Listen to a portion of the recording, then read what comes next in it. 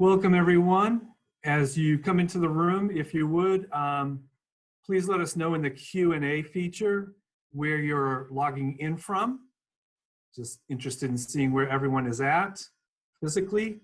And also your class year and your major. That'll help our panelists get to know a bit more about you. Thank you and welcome. Check my clock. We'll get started about 6:05.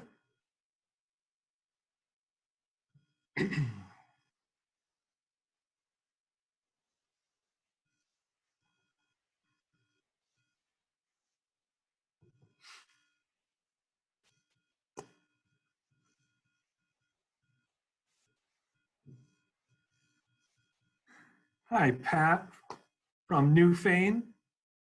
Beautiful little village.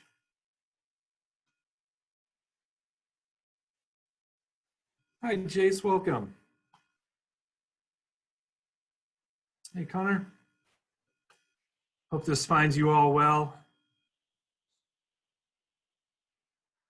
Welcome, Haley. Nello.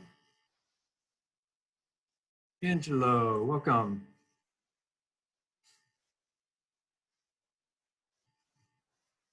Thanks for being with us tonight. Hope you're doing well.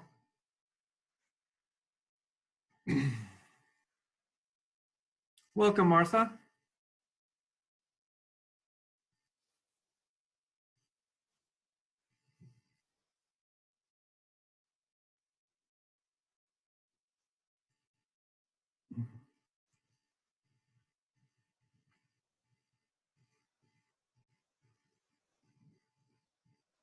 All right, our panelists are all here. Got a great turnout tonight. Thank you all for being with us. Jordan's back. Thank you, Jordan. Hey, Alex. All right, I'm going to close that out so I can see the big screen. Welcome, everyone.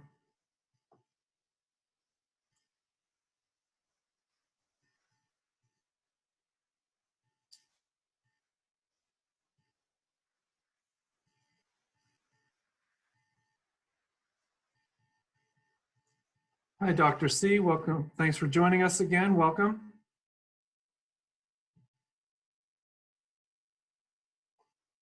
You're definitely going to win the Hoodies rewards for best attendance at Career Speaker Series events.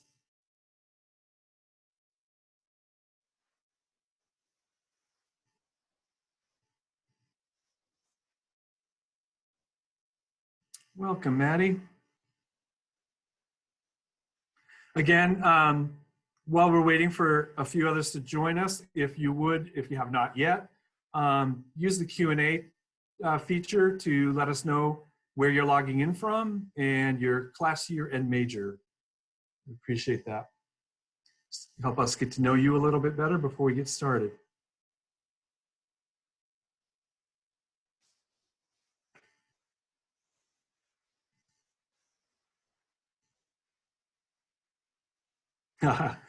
Dr. C being humble as always, she said, no, that award should go to my students.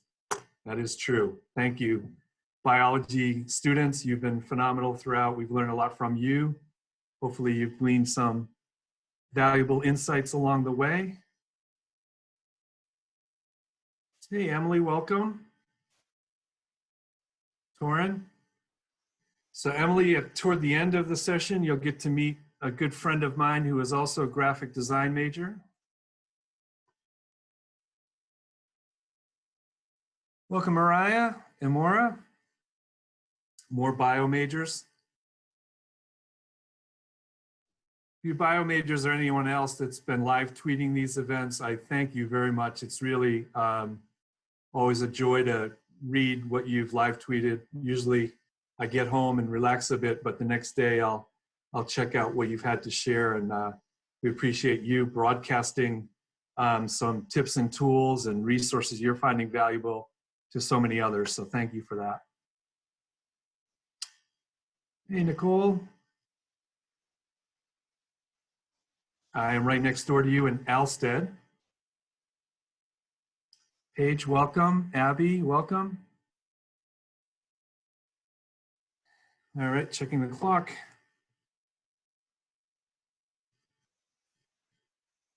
All right, we'll give it 2 more minutes. Again, if you're just entering the room, we'd love to hear from you in the Q&A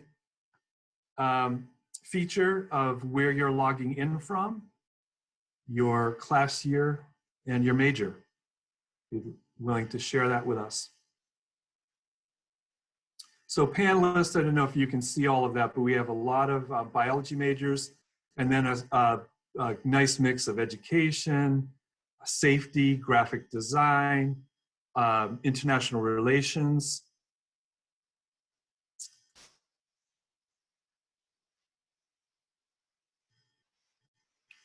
Secondary ed.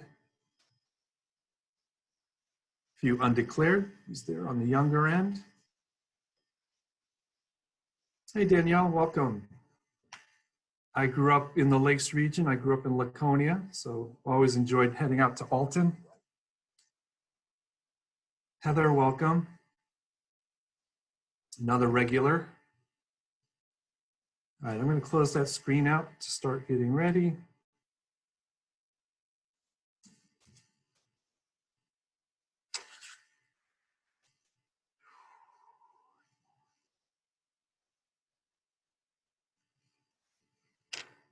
All right, Misty, would you get us started, please, by going over just some of the housekeeping? You bet, Steve. Hey, folks. I'm sure you're more than familiar with Zoom by now, but I just want to be sure and cover all of the information.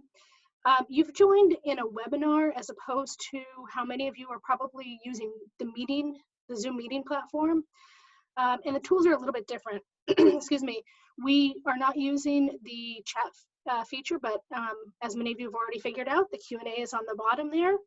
And then once you type a question, it'll remain in the queue until your facilitator or Mark will hand that off to the panelists and they can respond to those.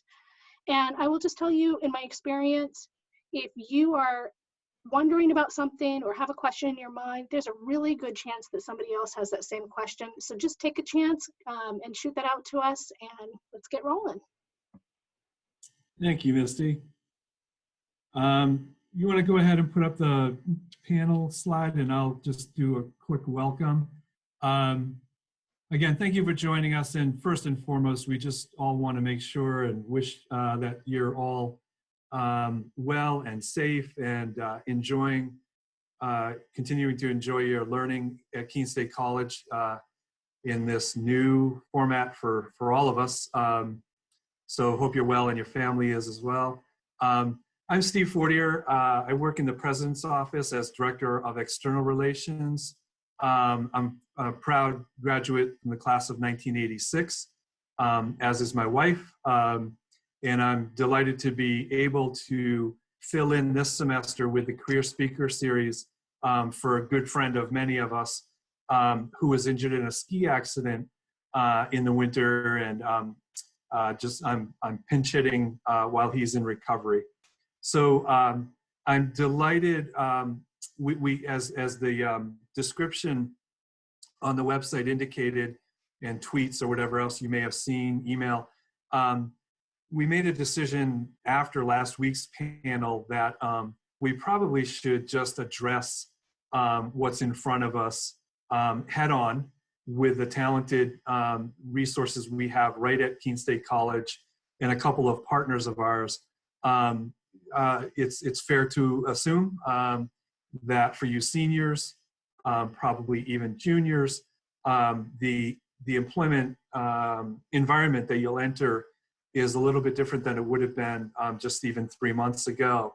But the good news is we've got valuable tips and tools to share with you tonight. And I'm very grateful for 5 people who are the leaders that we have access to provide valuable insights and tips and tools, responded very quickly. Within a few hours last Wednesday, this panel was put together thanks to the quick and eager response from these 5 people you're seeing on the screen right now. The format, for those of you who are regulars with the Career Speaker Series, both in person and virtual, tonight will feel a little bit different. The three members of our academic and career advising team who are on the panel tonight have a presentation put together that they've been doing outside of this as well. So we'll turn it over to them just a minute to go through their presentation. And then we'll pause there and entertain questions from you on just that part of the presentation.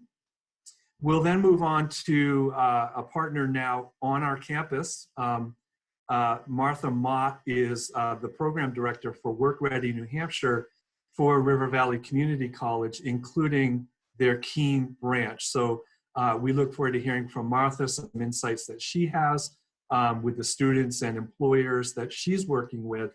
And then I'm delighted to bring on board a good friend and fraternity brother of mine, Jim McLeod, who went through both the dot-com bubble right after graduating from Keene State College with a degree in graphic design. So obviously that affected him right out of the starting gate.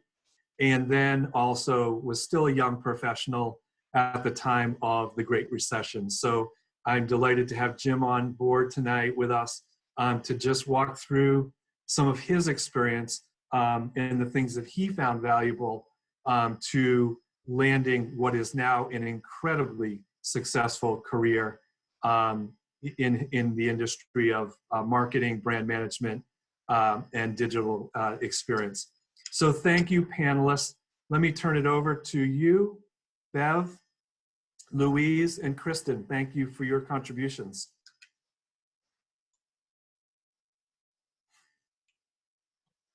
Thank you, Steve. My name is Beverly Behrmann, or Bev, and I'm one of the three people who make up the career team in academic and career advising. And as Steve had said, I'm a career advisor. Louise Ewing is also a career advisor, and Kristin Brooks is the internship coordinator. So I'm sure thinking about employment, thinking about internships is something that may or may not be on the forefront of your minds right now. Probably most of you are wanting to get your studies done and focusing on that. But I know that there'll be a time when this is going to be a priority. And I just want to say that our office is here to help you in any possible way that we can. So we came across this slideshow talking about job search, and that could also be relevant to an internship search in this time of the coronavirus or COVID-19. And I just want to give credit. At the end of the slideshow, there is a woman from Barry University who did this slideshow and is graciously sharing it for free. And it's a time that it's really pretty wonderful. People are being really good about sharing their resources because we know that it's a pretty uncertain, to say the least, time to be starting an internship or a job search. So, okay, that's the intro, and let's go to slide one. So slide one is to keep on applying to your jobs. I think what people have to keep in mind right now is to keep on with your plan A, but also have a plan B and perhaps even a plan C.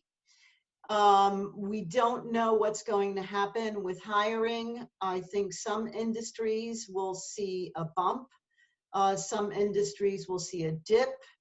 It all remains very much unknown at this point. I've been watching some webinars, some experts in the field. So we don't know what's going to happen. But we would encourage you to carry on with your job search. So we have heard from some employers that they are still hiring. For example, locally, Monadnock Developmental Services, MDS. Black Diamond is another one. Customer service, you'll see that That might be part of your plan B, as something to tide you over while you're pursuing that dream job.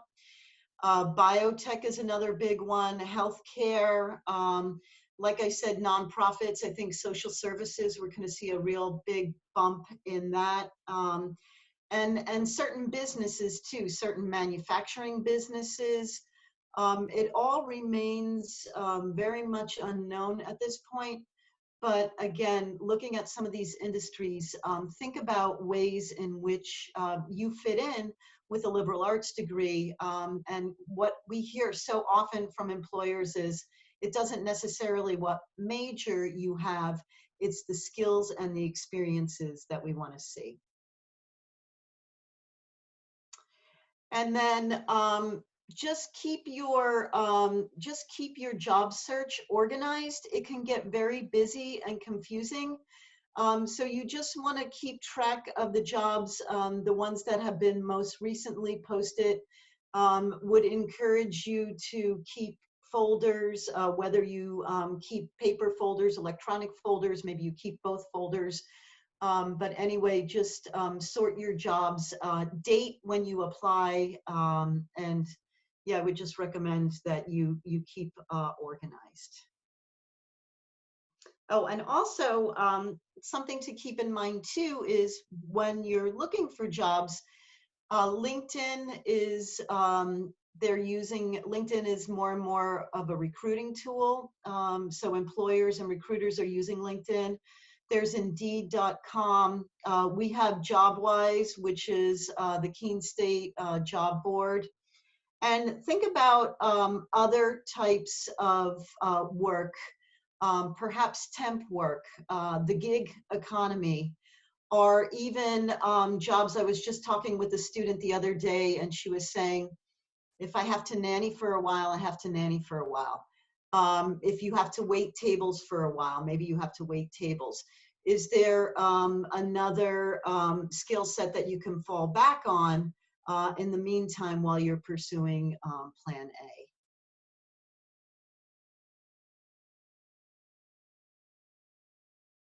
So while you're looking for positions and applying for positions, it's still really important to continue to build your professional relationships. It has always been true that the majority of opportunities are found through word of mouth in one way or another, and that's always going to be true. And I think it's especially true right now in this environment where so many of us are working remotely and needing to make those connections. So all of you have a network. Family, friends, faculty members, supervisors, I said faculty and I'll say faculty again, that there are lots of people that you can be reaching out to build those relationships, to strengthen those relationships. This is the time to be doing that.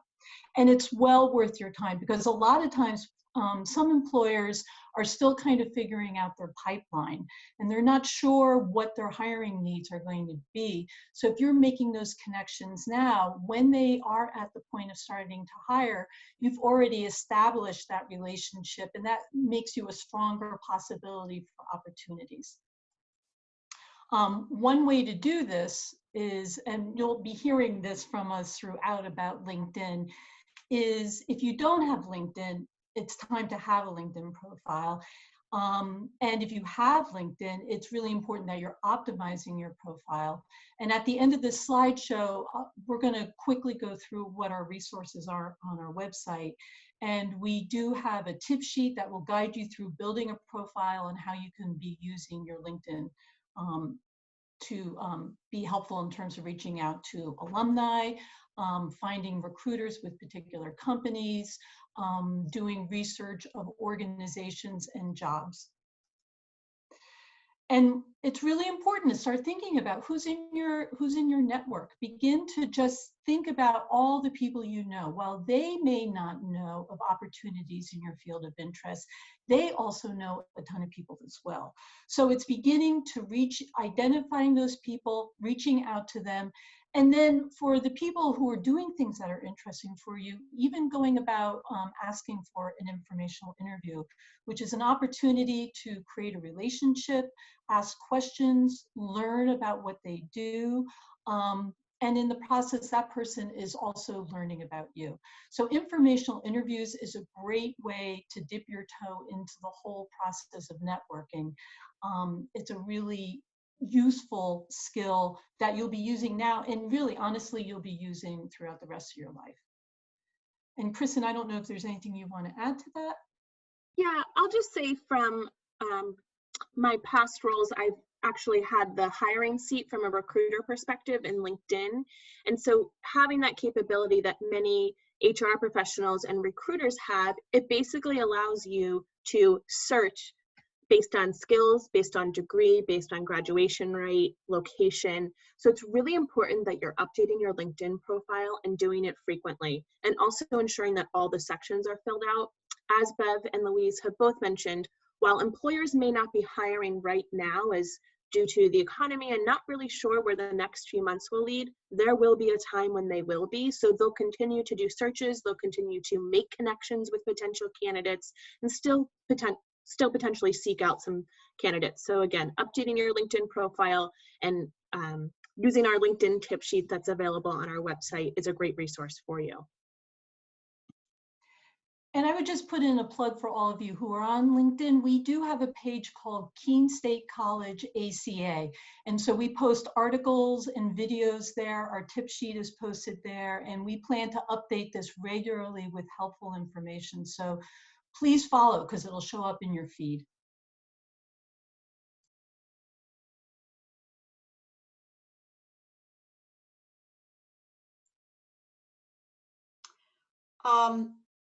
So it's a great time to really get your application documents in order. And I know that people are busy with the school year, finishing up. Moving online has, created quite a bit of stress, I think, for a lot of people. So if you can't get to it immediately, that's understandable. But if you do have time, or if you can build time into your schedule, you want to make sure that all your application documents are in excellent working order. And so you want to make sure that your resume is perfect. You want to make sure that your cover letter is excellent. And we can help with that, right? So Louise, Ewing, and myself, we are career advisors. We typically take appointments to help students with these types of concerns. And Kristin focuses primarily on internships, but she also sees students because you need to have a resume and you'll need to write a cover letter for an internship as well. So all three of us can assist you by getting your materials together. And we strongly encourage that you make an appointment with us, and later on we will tell you how you can do that. Or if you have a pen and paper or your phone right now, you can email aca@keene.edu. That's aca@keene.edu to make an appointment with one of us to help review your materials. We are doing Zoom and phone appointments. So we are open for business. We are meeting with students. I met with a student today, met with a couple students yesterday. So yes, please make an appointment. The other thing that you want to keep in mind too while you're getting your documents together is what is your industry? Are you film? Do you have a demo reel? Are you in education? Do you have some lesson plans that you have? Are you in marketing and you've got a marketing portfolio? Or even your capstone, or maybe a conference that you're doing, the Academic Excellence Conference. Do you have supporting documents in addition to the documents that you're submitting? And what's great about LinkedIn is those can be uploaded to LinkedIn. So while you might not be bringing your Academic Excellence Conference poster session to that interview, I can read about that on your LinkedIn profile. The other thing that you want to think about too, especially seniors, who are going to be your recommenders? Who's going to serve as your references? You want to make sure that you've got some good solid connections, be it your faculty, your supervisors, maybe from a student job, outside work, maybe you work at Hannaford or Market Basket, maybe you work at Kohl's. So I would encourage you to make sure that you've got your references in place, and we have some tips on that that we'll show you later.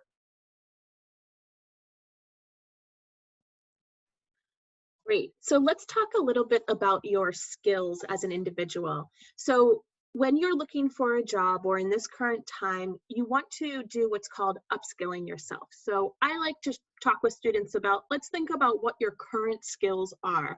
A lot about those transferable skills that you had with a liberal arts degree. Think about your time right now, working remotely. That shows a lot of flexibility, your ability to communicate, to work remotely, adaptability, flexibility, all those important skills you probably didn't even realize over the last several weeks you have adapted and you have those skills. So really take some time to identify those skills and be able to speak to those skills. So you say that you're great at organization or time management. Think of some examples of how you do really well utilizing those skills and with those skills. So think about being able to provide some examples along with that. So right now, take this time in some of the extra time that you may have to learn a new skill. So, okay, how am I going to work on my communication skills? So maybe that's being more responsive via email, but also think about other skills that you can learn, like Photoshop, Excel, learn a language, WordPress. You know, think of all these examples. So when you are going into the job market, you're applying to entry-level positions, and you're on the interview, you can speak to the time that you've had and the skills that you've gained. So again, take a look at some of the free resources. There's a whole bunch out there that you can be utilizing to help gain some skills that then can be transferable to really any job or opportunity, and also can be reflected on your resume.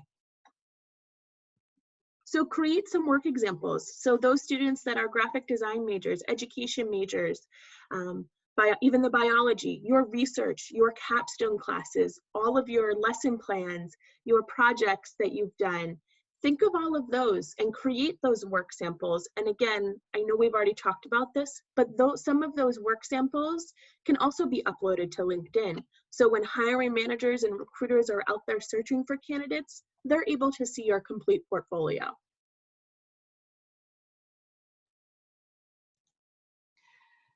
And so create your digital presence. I mean, the reality is employers are looking, they have been looking for a while, they're Googling people. And so you really want to think about what is your digital presence. And you want to think about what are the social media platforms that you're on, which ones are your personal, private platforms, which one do you want to turn into your professional platform? And for the ones that are private, this is the time for you to really make sure your privacy settings are taken care of so that it stays private. But then for the ones that are professional, that's the time to really build it up. Because an employer may search for you, and by the way, if you haven't Googled yourself, Google yourself, or have someone who's not connected to you Google you, just so that you can see what employers see when they Google your name. But so they may Google you and nothing comes up, and that's better than bad things coming up. But also, ideally, if they Google you, some examples of your work, things that you've done show up. So you keep hearing from us, LinkedIn. At this point, LinkedIn really is the gold standard for all of this, and it provides so many opportunities. So again, we'll show you the tip sheet about having a full LinkedIn profile, and as Bev and Kristin both said, there are plenty of opportunities to upload examples of your work, and it's multimedia. So not only is it pictures, examples of pamphlets you've done, but it can be SoundCloud, it can be videos, it can be a range of things. This is a wonderful way for employers to not only see you, but also see your work immediately. The e-portfolio. So students from some majors or with certain backgrounds, you may have an e-portfolio if you're a photographer or a journalist or graphic design, or you're a writer. There may be reasons for you to have a personal website, but for others, maybe not so much. However, again, that's where LinkedIn would come in handy. If you've done a semester-long research project in women and gender studies, LinkedIn is a great place to put some information about the work you've done on that. So think about, are the things that you're doing, would it make sense to have an e-portfolio? If not, LinkedIn is also a great way to go.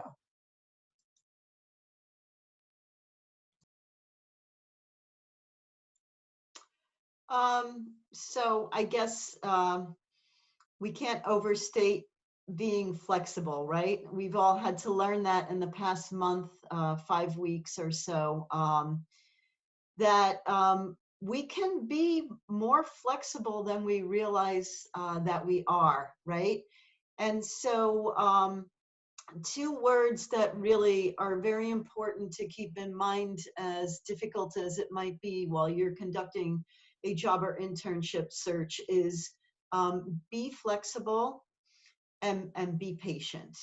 And I know that's easy for somebody to say, and I know that that's difficult.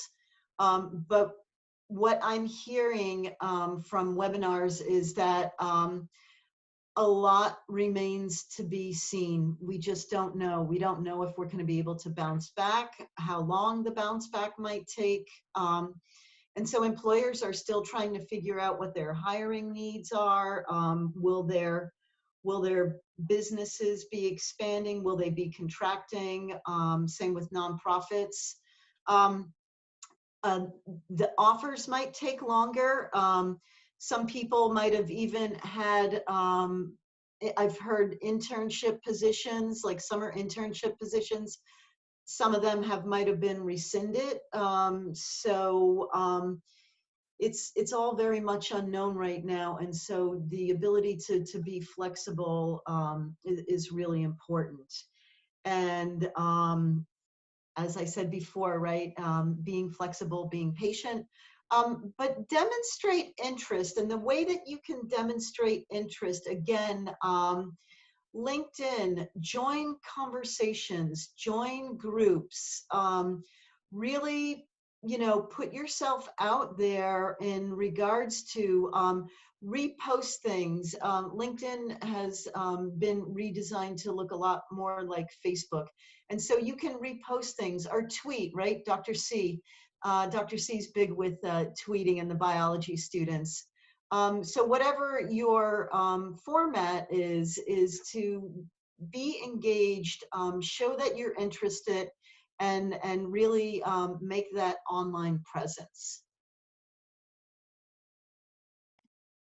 Yeah, so kind of one of our last things is keep positive. This is hard on everyone. It's hard on not only the employers, but you as students looking for an internship, or our soon-to-be alumni who are graduating and going out into the job market. I can speak as a 2011 education major who graduated from Keene State College right after the 2007 recession. It's hard, but you find a way to overcome it. And as we said in our tips in our past slides, look for other opportunities, maintain ways to develop new skills, develop a routine for your day. So maybe you decide that I have to work on my resume this week. I have edits to do on it.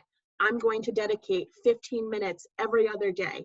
Set yourself up for success. It can be really hard and challenging during these times, but really try to plan, prepare, and develop a routine. Exercise, get out, walk, get some fresh air. I also think it's important to keep an eye on some of the Keene State College social media for some of the virtual events that are also happening and ways to connect with other students. We also have weekly career conversations with Bev, Louise, and myself. You can attend at any time during the hour sessions. They're 3 times a week, Tuesdays, Wednesdays, and Thursdays. Feel free to pop in at any time during that hour. Think of it as a drop into academic and career advising in the Elliott Center, but we're virtual, we're on Zoom, and we're there to help you, whether it's a quick question or a 15-minute question. Maybe it's also then a follow-up appointment with us. So it's completely up to you around connecting with us and making that kind of one-on-one appointment. We would love to see you. And before we take questions, I want to just quickly show resources on our website and how you can make an appointment and all of that. So I'm going to stop share on this screen, and I'm going to come here. So for those of you who haven't been here, this is the academic and career advising website, which you can get to. We have Prime Real Estate. We're the first one under A. And if you come down here, you'll see all of our career advising resources. Oh, let me just come back up here. So JobWise is where employers post full-time jobs, part-time jobs, and internships. And there are employers who are posting positions, and it's primarily New England. And but we do get things that are further afield. So it's worth checking in on JobWise a couple of times a week, one time a week, just to see what is what's in there. And as Kristin mentioned, under our events page, we now have career conversations scheduled 3 days a week for the next few weeks. So please join us. We're there. We want to talk to someone. We love talking to each other, but we would really like to talk to you. So please sign in and come with your career questions. And then if you come down here, this is where you can click to make an appointment with one of us. These are all of our resources. And as I mentioned with the LinkedIn tip sheet, if you go to resume, cover letters, and LinkedIn, here is our LinkedIn tip sheet. And again, it will go through how to build your profile, things to add, how to go about engaging your network, how to connect with alumni. So that's all right on our website under resumes, cover letters, and LinkedIn. And then the final thing, sorry, yeah. Louise, can I just jump in? I think it's Yes. important to know that that LinkedIn tip sheet, LinkedIn is constantly changing. They're adding new features to their job search, to their profile sections, and that we are constantly updating that tip sheet. So it is current, it is accurate, it'll take you from no LinkedIn page to a complete LinkedIn page. So just something to keep in mind as you're exploring that document. Thanks. Thanks. And actually, they just changed something slightly the past week, and it took us all by surprise. So we hope that it gets to most of the things that you need. The final thing I wanted to point out is the job search here under career advising. We've been working on getting as many resources on here. So here are general websites. Indeed is very good. LinkedIn is very good. There are paid internships in Southern Vermont. Idealist is great for socially responsible positions, both paying jobs, volunteering, internships. So you can go through here. USA Jobs is the federal government portal for all openings. And then thinking about that plan B, if you need to be finding something else while you're working on plan A, one way to go is looking at recruiting firms. They will work with companies for temporary positions or filling in on a specific project. Sometimes it's temporary to hire. These are some of the more significant staffing agencies, recruiting agencies in their areas of interest. So we have all that. We have information on remote work and how to look for remote work and freelance work in terms of doing a one-off creative gig related to like graphic design or writing or something like that. That's another way to be thinking about that plan B. And then we have additional resources here related to disabilities, diversity, arts and humanities. And again, go back to this page and explore it more. We're going to add a section on free online courses through things like Harvard Online Learning and Coursera and edX, and I hope that that will be on the website tomorrow right about here.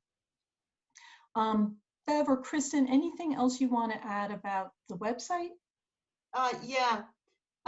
So while we have on the website, Louise, can you just hover over resume, cover letter, and LinkedIn right there? We have resources right there, and we have some examples, but we have a more extensive library inside JobWise. So when you log into JobWise, on the left-hand side, you will see resume and cover letter resources. And we have, I think, just about every major, or we might have 38 of the 40 majors, but we have examples of resumes and we have examples of cover letters. We have examples of resumes, people who've been in the military, non-traditional students. So we have a lot of resources online, so please use those resources. Thanks, Bev. I'm glad you said that. And the final thing I would add to that is sometimes it's tempting to Google resume resources, resume samples. And if you do that, I don't know, it's like a 20 million hit. And none of them are actually, it's confusing and maybe not helpful. The thing to know about those samples in JobWise and on our website is those are real resumes of students and graduates. And they're all Word documents. Our resume and cover letter guide is targeted to undergraduates and how to create a resume so that it really stands out. And so you could save yourself a lot of headaches just by going into JobWise and looking at those samples. Okay. Fantastic. Thank you so much for filling our toolboxes. I want to remind students, if you have a question for Kristin, Bev, or Louise, let's do that. You'll have another opportunity toward the end of the evening, but if you have one specifically for them. I had one for whoever would like to take it, and I do want to move on pretty quickly, but is there a 30-second overview of informational interviews? That's not a term I'm particularly familiar with. So, Yeah. oh, go ahead. Go ahead, Louise. We have if you go to our website and you click on interviewing, there's a section on informational interviewing. It tells you what it is. It tells you how to set one up, how to follow up. Basically, informational interviewing is connecting with people who are working in the field that you would like to work in. And if you will, you basically pick their brain. How did you get started? How did you get your job? You know, just typically there may be 15, 20 minutes. They could be either a phone call or via Zoom.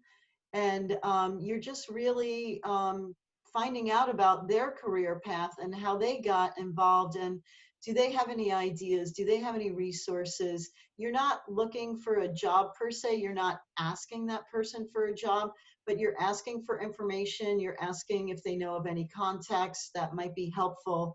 And it's a great way to network. Fantastic. Thanks, Bev. Fantastic. Mark, do we have any questions for that part of the panel?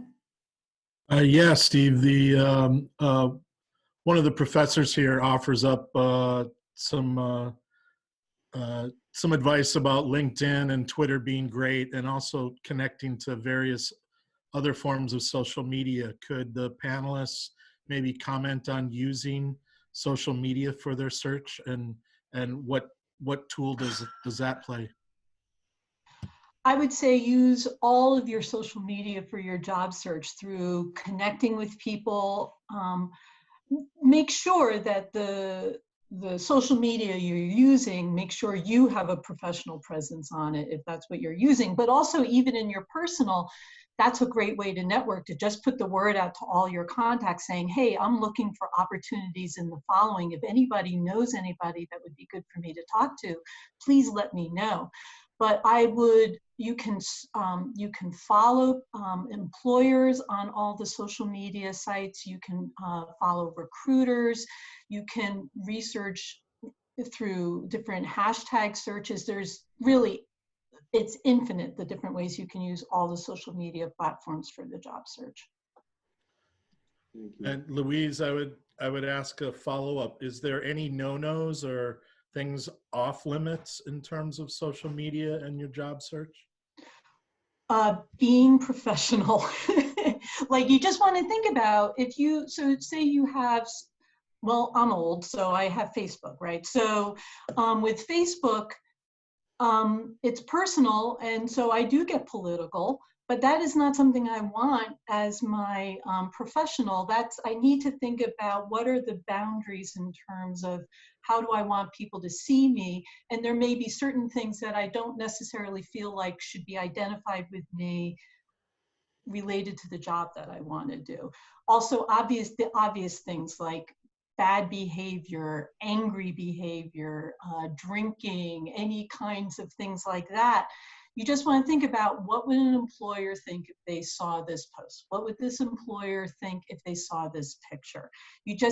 That's how you want to think about it. What are the appropriate boundaries related to employers and jobs? And I should mention graduate school too. All of that is being professional. I don't know, Bev and Kristin, is there anything you'd want to add to that?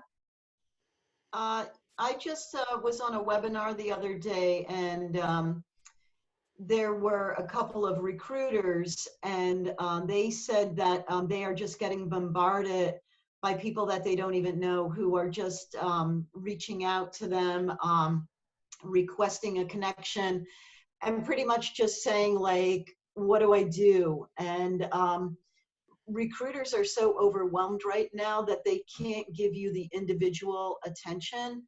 And so I would just say, just refrain from that kind of behavior. If there's a recruiter that you're following with a company that you want to work at, bring forward what you can offer to that company or that nonprofit, as opposed to asking the recruiter, help me, I need to find a job. And the one thing I would add to that with LinkedIn, there's a real temptation on most of the pages of LinkedIn. You'll see a connect button right next to the person's name. And so I think people are going to start getting a little anxious and start hitting those connect buttons. And what happens is a bunch of requests shows up in that person's feed, and they don't know who you are and why they should connect with you. So the other tip I would recommend is, if you see someone, a recruiter that you would like to connect with, go to their actual profile. On their actual profile is a connect button. When you hit that connect button, it will allow you to personalize a note. And that allows you to acknowledge, I know you're really busy right now. I just wanted to let you know I've done research.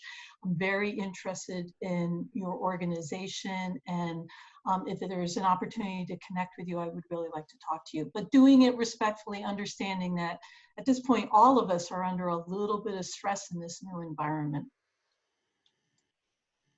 Excellent, thank you. I want to move on. We'll circle back to Q&A as we do each week.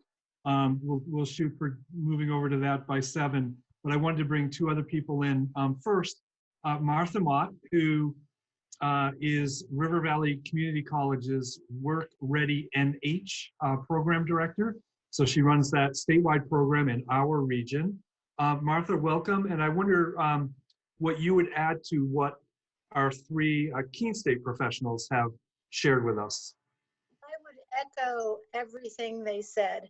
And actually, my son is a Keene State College senior right now. And just this past weekend, we talked about every single thing that they just talked about. Because that's the standard that you want to go by.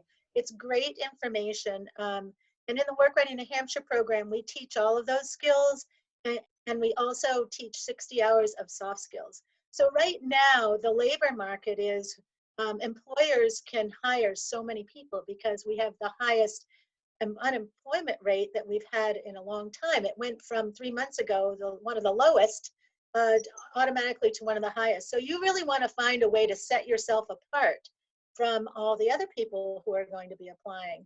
And one way is that, as Kristin said, keep upskilling yourself. Take free courses, which WorkReadyNH is a tuition-free course. We've been working diligently to put that online. So we'll be starting in our area on the 20th. And we are accepting any New Hampshire residents who would like to come to the class. We've had people 18 years old to over 80 years old, people with no high school diploma to people with PhDs and masters. So it really doesn't matter where you are in your life. Soft skills are the skills that employers want most. So whether you're coming from film or architecture, or biology, it doesn't matter. What they want are, do you show up on time? Do you have a good attitude at work? Do you stay for your whole shift? can you communicate well, verbally and in writing? So are those emails professional? Is your cover letter professional? Can you talk about yourself really well when you're in the interview? How do you communicate with your employer and your coworkers, or now your co-team students that you work with? Can you think critically? Can you figure things out? We're having to do that really fast. We're having to solve problems, think critically as we change how the workplace works right now, right? So we went from all face-to-face classes, and within a couple of weeks, we had to figure out how to put things online and Zoom, and everyone had to figure out how to work from home. That takes a lot of critical thinking skills and problem-solving skills. So that's what we teach in our class, along with team building, ethics, customer service, harassment, diversity, safety, all of the skills that employers asked for. So if you want to continue with some of your studies, we'll start the 20th, but that'll be our first cohort to try it out. Then we'll do it again as time goes on. It takes about 3 weeks to get through the course.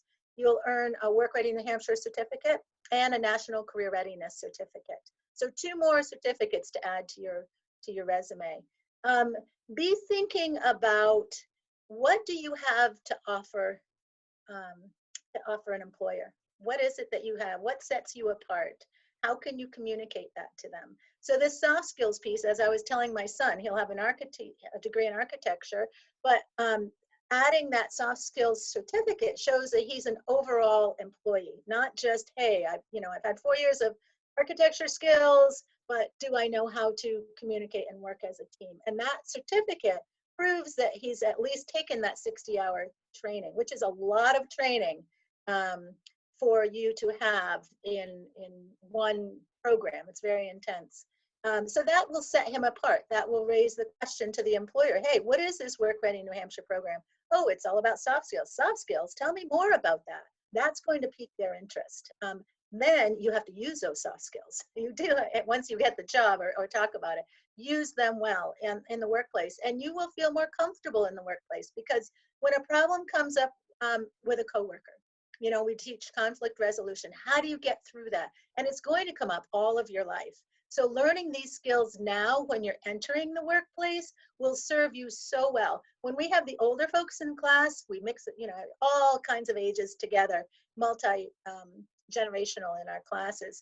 When we have a 70-year-old saying to an 18-year-old, I wish I learned these when I was 18, and an 18-year-old saying, I'm so glad I know these now, these soft skills now. But you think you know, right? Especially when we're this age, 17, 18, 19, 20, we think we know everything. You don't.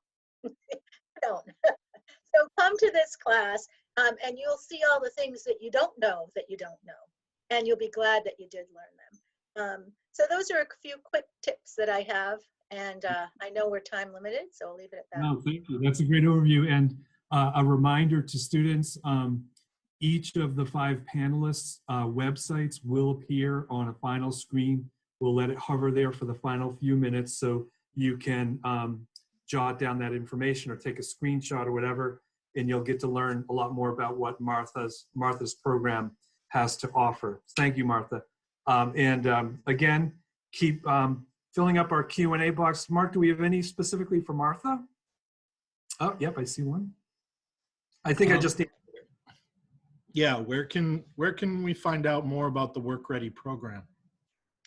You can go to rivervalley.edu, and you'll see Work Ready New Hampshire under Workforce Development, and our information is there. Or you can just email me at mmott@ccsnh.edu. I see right there my email is listed as my name. So yes, and then you can get in touch with me personally. I'm happy to help. Thank you. Thank you. Yeah, and again, it'll appear at the end. So let me bring in my fraternity brother and friend, Jim McLeod. Jim, I mean, I was really excited to hear your story, but also feel free to add anything that you've, to the conversation that's been happening to this point in time. I know you've hired a lot of people in your various roles, particularly in the past decade. But most importantly, I thought it'd be valuable for our students to get a sense of hope and ideas of how to get through this rough patch and come out the other side thriving like you did. Yeah, thanks. it's interesting because I graduated in 1999, as you mentioned, and it was during the dot-com boom, but I didn't have any dot-com skills that I knew of. So I started working for a book publisher. It actually took me a year from the day I graduated to the day I started my first job until I got my first kind of real click on a mouse job. And then 13 months after that, the company shut down just because all the funding went away. And then during the summer of 2001, when I was looking for a job, I started actually talking to some companies, but then 9/11 happened and some of those companies then shifted from hiring to laying off also. So it's just kind of a double whammy going on at that same time. But I was able to get a job. And it was kind of one of those, I just need a job. I need something to put on my resume to kind of keep me going. That was the main thing that I was looking for at that point. Well, one, I had to pay my rent, but two, just something to keep my resume and keep my career going. It didn't matter what it was, as long as it was related to my field, which was graphic design at the time. Bounced around a few more years to a couple different jobs, a couple different cities, and then lost my job in the economic downturn because I was working for an agency. And one thing that you're kind of seeing right now is a lot of agencies are losing their business because a lot of these companies are starting to tighten their belts. And the first thing that they're doing is they're getting rid of the kind of external staff so that they can try to preserve the internal staff. So back in late 2009 to early 2010, I got laid off then. And again, it was, I just need something to go, something to pay my bills. And both times I actually took steps back in my career, but it ended up working out for the best in the long run, obviously, because it was, I wasn't holding out for that perfect job. It was just something to keep my career going and to really get another line on my LinkedIn profile, which that was more towards the later years because obviously LinkedIn wasn't around when I started out.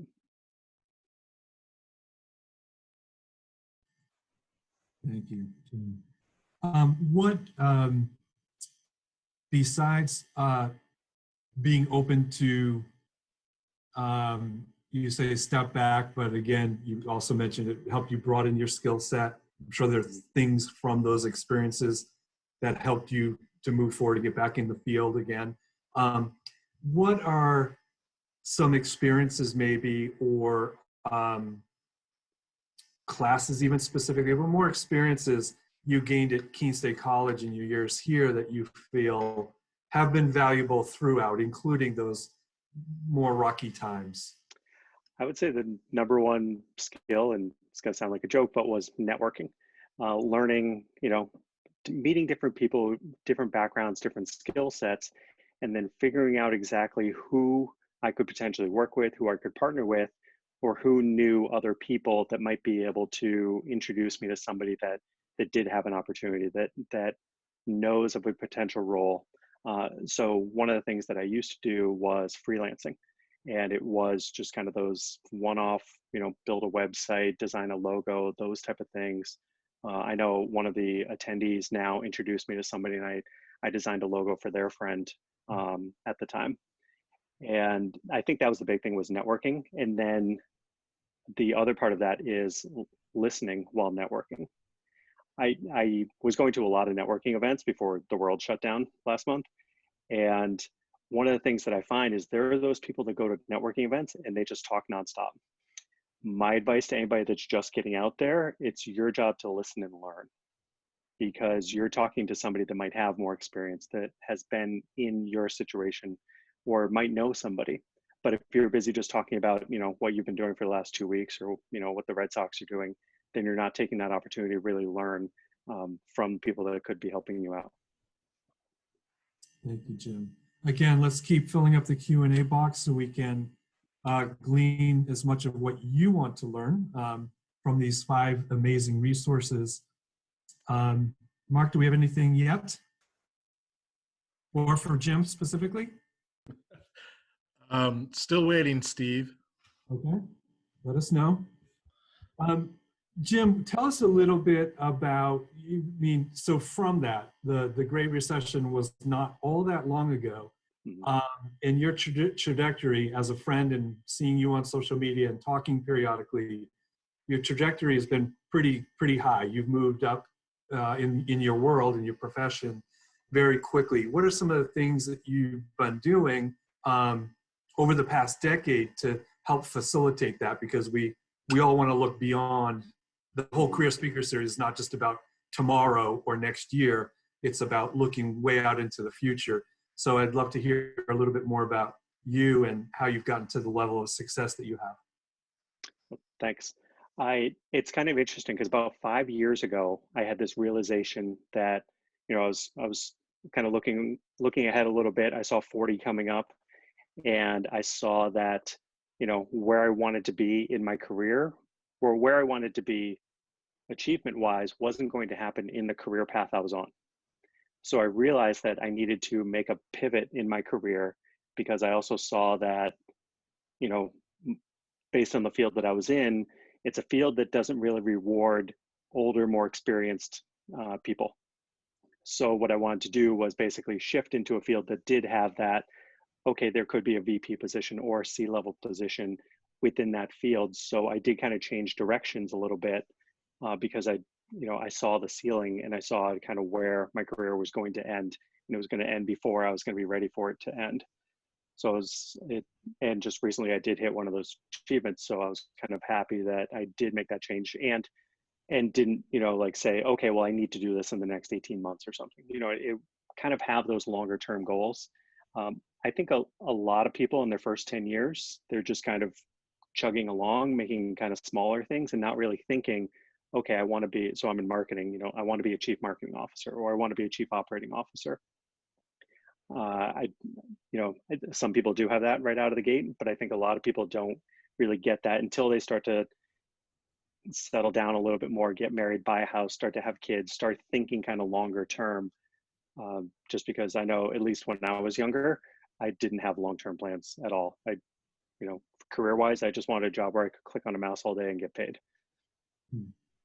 So once you identified that goal, or goals plural, I imagine you just didn't leave it hanging out there. What did you do to progress toward those goals?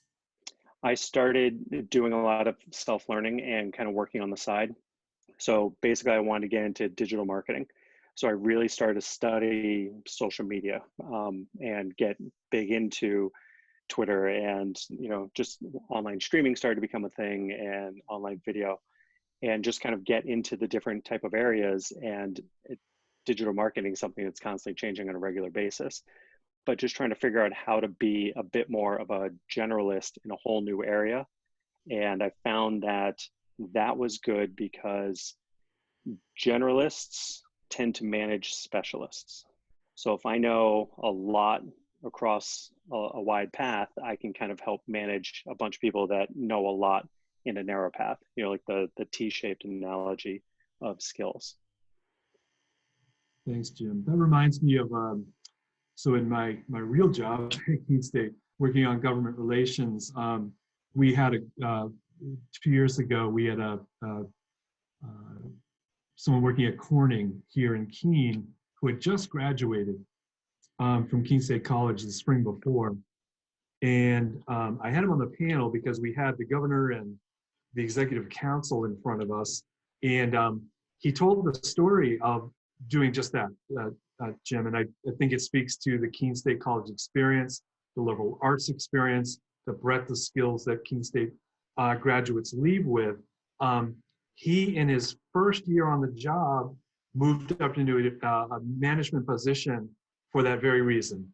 And the way he described it to the governor was, I can speak with the marketing department and hear what it is that they need for a customer.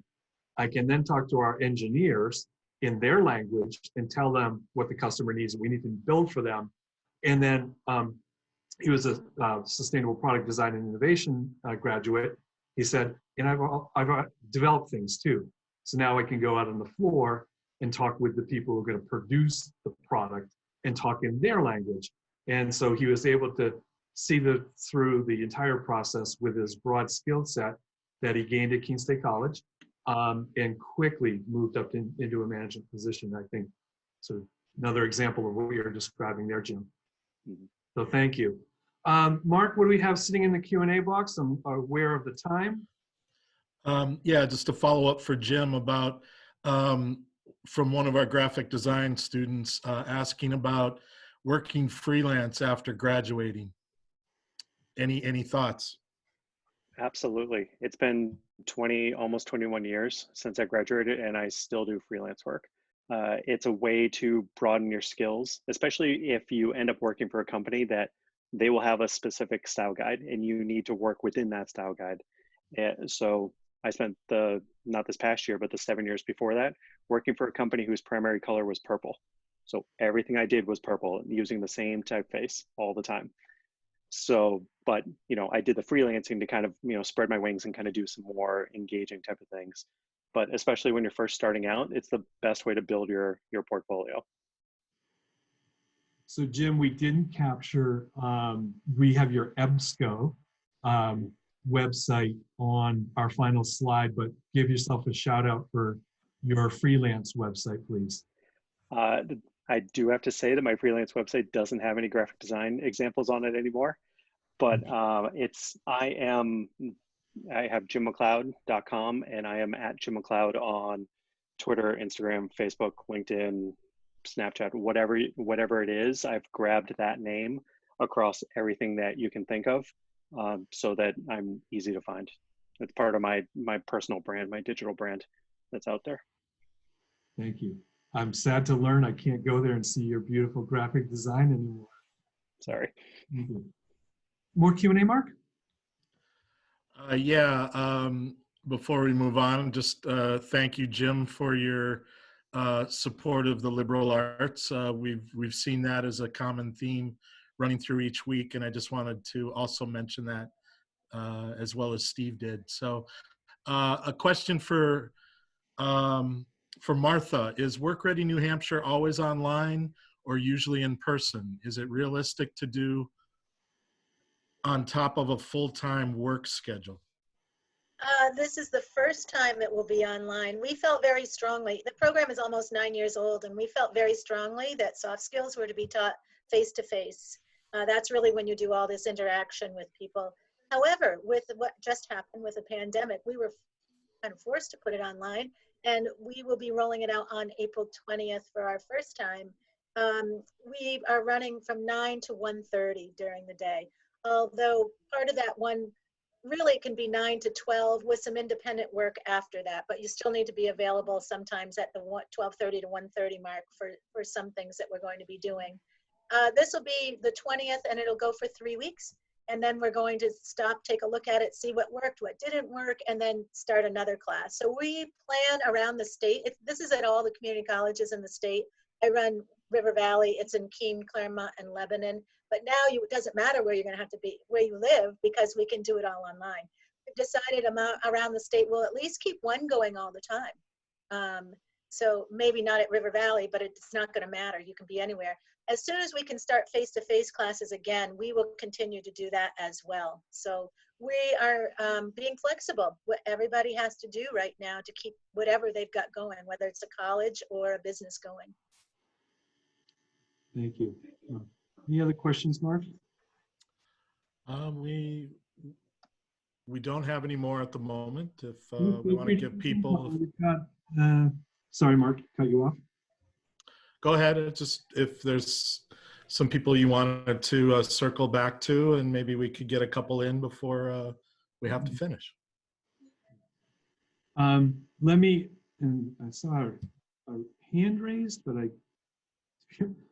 running Zoom, I've been on plenty as a participant. Running is new to me as of 3 weeks ago, so I apologize. If you raised your hand, please use the Q&A. That's really all I know how to manage.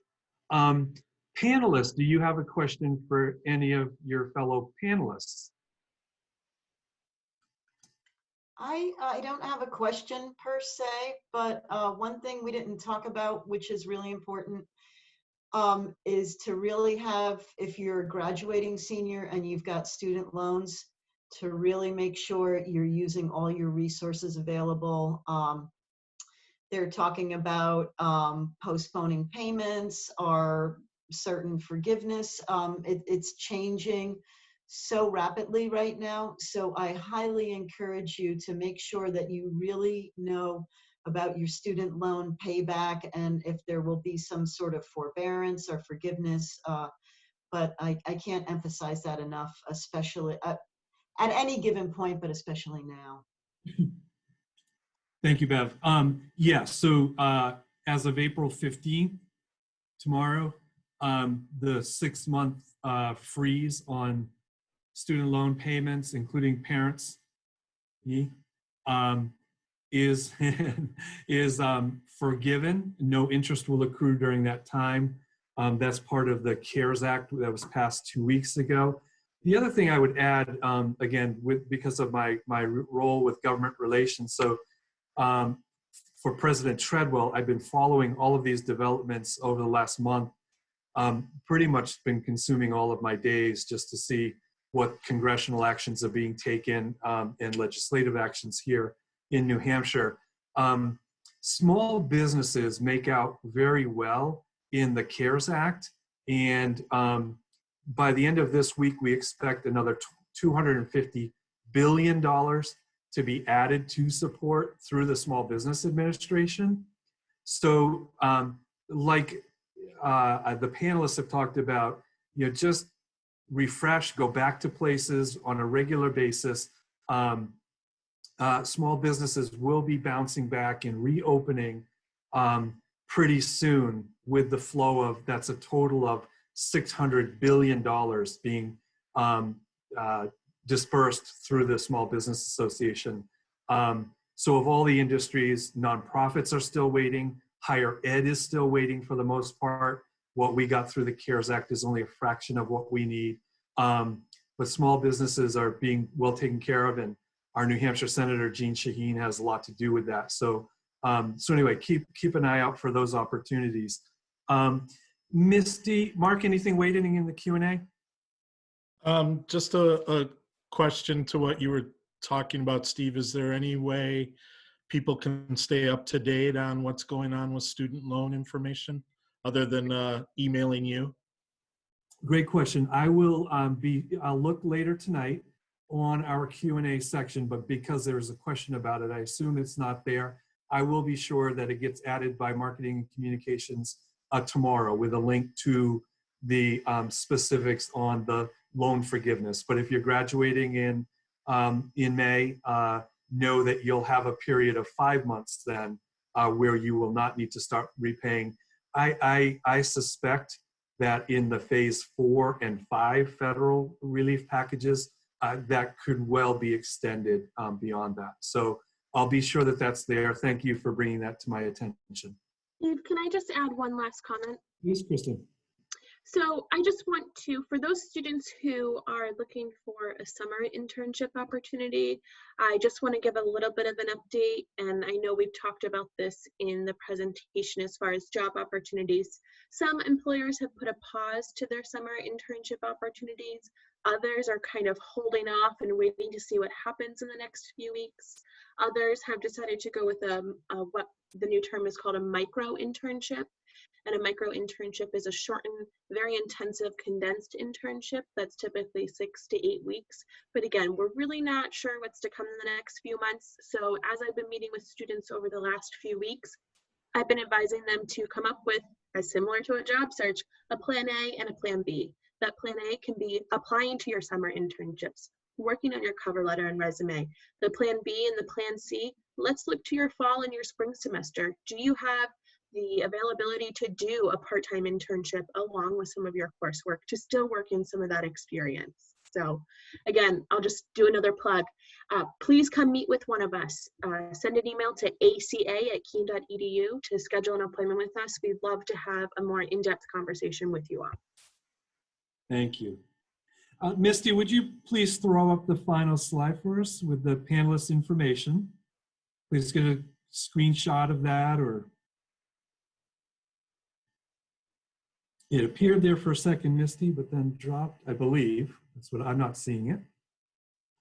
So while we're looking for that, just a few themes. So we're in week number 8, I believe it is right now, of the spring semester career speaker series. And there have been themes that have run throughout, and I'll just highlight a few of them. the networking aspect that each panelist spoke about and the importance of that, I would add that if you're in New Hampshire, and I imagine in other states there are similar groups, but there's an organization in New Hampshire called Stay Work Play New Hampshire. Look them up on any social media. They're active on all their different platforms. And Stay Work Play New Hampshire has regional young professionals networks all throughout the state of New Hampshire. And again, I assume in other states, something along those lines existed as well. They're currently meeting virtually, but before the pandemic, they were meeting, each group was meeting once a month for very fun things, snowshoeing, fat mountain biking in the winter, a social at a bar. So I encourage you to join your regional young professional network if you're in New Hampshire. The other parts around the liberal arts degree and the flexibility that that provides, and the importance of the soft skills that come with that, because we do so much work in groups. To reiterate Kristin's point again, David Westover, who did week number 2 for us on preparing for a successful career launch, stressed, this is about selling yourself. Someone looking at a resume will spend no more than 30 seconds on that. How is yours going to stand out and make it into the maybe pile and not the definitely not pile? And then I love to hear the word culture again tonight. And to tie it back, all of you talked about the importance of social media, being active and using that as a recruiting tool. Social media platforms of different companies and organizations and schools, even if you're an educator, say a whole lot about their culture. You can learn a lot. And I think you'll find, particular organizations that resonate really well with your values and your vision for yourself by following, and probably others that drop off because you're just not, getting into the vibe that they're putting out about themselves. I also want to just bring in the voice of one other colleague of ours here. She wasn't able to join us, but wanted me to share that she graduated from college in 1983. We were in another economic challenging time. She joined the Peace Corps and felt that that was a really, really wonderful move for her. Personally, professionally, seeing the world through that volunteer opportunity. So whether it's Peace Corps or other volunteer opportunities that are out there, keep that in mind as well as an option for, if you're not able to find your dream career launch right after graduation. So with that, Steve, can I just butt in? I want to thank everyone. By the way, congratulate yourselves. You just set a new record for in-person and virtual Career Speaker Series events for this year, fall and spring together. So thank you all for being with us tonight. I hope you gained, added a few more tools to your toolbox. Please lean on these 5 people for anything else that they can provide for you in support or guidance. They've all offered their contact information for that very purpose. And lastly, I just want to thank our panelists, Beverly, Kristin, Louise, Jim, and Martha. Thank you for your amazing contributions tonight and for helping our students move into a successful career, even in these challenging times. So thank you. Steve, can I just, the Young Professional Network, they are in every state and they're all throughout the country, and it's a great support system. It's a great way to blow off steam. It's a great way to network. Thanks for bringing that up. Thank you, Beverly. Thanks, Beth. All right, thank you all and good night. Next week, we have an alum from 93 who is a serial entrepreneur. He has had a very successful career in high tech and in high tech. And that was not what he came to Keene State to do. So that'll be an interesting story. Please join us to meet David Bonnet from the class of 93. And that will be our final career series event for the spring semester, so that you have a couple final weeks or week and a half to focus on wrapping up projects and research and final exams, if that's a thing anymore. I don't know. but I hope to see most of you, all of you, on next Tuesday night again. Thank you all. Good night. Be well. Be safe.